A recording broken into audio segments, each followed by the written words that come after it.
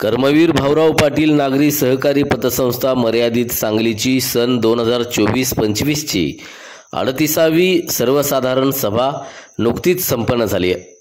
आर्थिक वर्ष 2024-25 साठी सभासदांना 15% लाभांश देण्याची घोषणा संस्थेचे चेअरमन रावसाहेब पाटील यांनी केली आहे। या घोषणेचे सभासदांनी टाळ्या वाजवून स्वागत केले।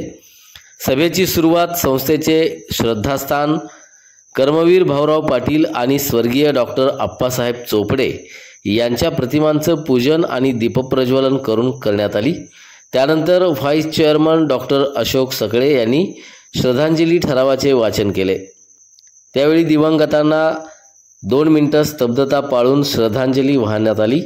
सभेचे प्रास्ताविक चेअरमन रावसाहेब पाटील यांनी केलं। त्यांनी सर्वांना धन्यवाद देत संस्थेच्या भक्कम आर्थिक स्थितीचा आढावा सभासदांसमोर जाहीर केला।